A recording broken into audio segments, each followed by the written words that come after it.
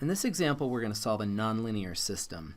Typically, substitution is the best way to go, but often elimination can work too. In this case, because we have a quadratic equation and a linear equation, substitution will definitely be easier. So we'll solve the linear equation for x, and then we'll substitute that into the other equation, into the first equation. So that's going to give us y squared equals the quantity 3y plus 8 squared minus 64. Now we just need to multiply this all out and collect like terms. So foiling here, 8 times 3, that's going to be 24, and then we double it, we get 48y. So here is what we are going to get. We have some cancellation here. The 64's go away.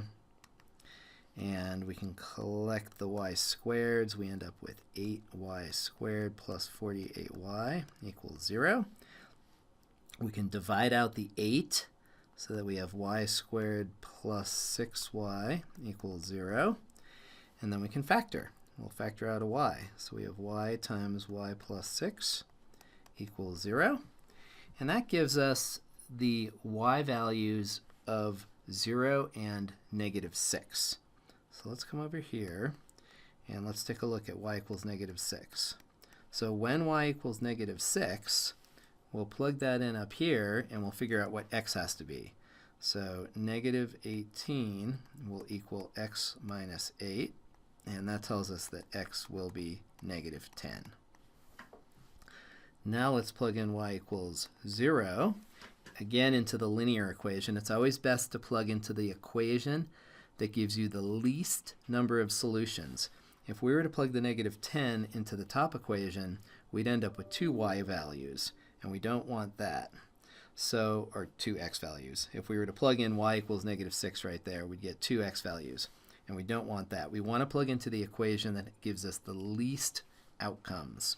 That's because if we plug into the other equation, we'll get extraneous solutions that we would then have to eliminate later anyway. So now let's plug in y equals 0, again to the linear equation, and that's pretty simple. That gives us x equals 8. This tells us that we have 2 ordered pairs. Our ordered pairs are negative 10, negative 6, and 8, 0. Those are the 2 solutions. Now let's go ahead and just look at this graphically to confirm that that's what we get. If we rewrite the top equation as a hyperbola, if we subtract the y squared to the right, add the 64 to the left, and then simplify it and put it in the standard form for hyperbola, we are going to get x squared over 64 minus y squared over 64 equals 1. And the graph of that, the center is 0, the center is 0, 0, and we are going to go 8 units to the left and 8 units to the right from the center to get our x-intercepts, and we'll be there and there. And then we're going to go 8 units up and 8 units down to get the fundamental rectangle.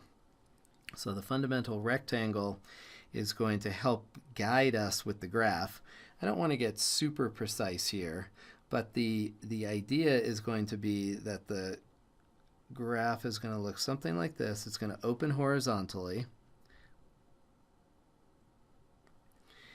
and then we are going to graph the line, and the line is going to have an x-intercept. When we plug in y equals 0, we have an x-intercept of 8, 0, right there.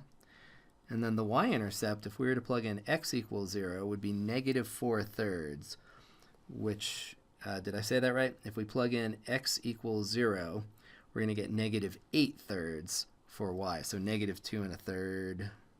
So that is somewhere, negative 2 2/3, I should say, is about right there. And so if we draw that line, we are going to see that we do in fact only have 2 solutions, and the solutions are at 8, 0 and negative 10, negative 6. And this graphing confirmation, you don't have to do that, but it's helpful to do it. If you have a graphing utility and you're not expected to graph this by hand, it's always convenient to graph it and just confirm that you do in fact have these two solutions. Kaboom!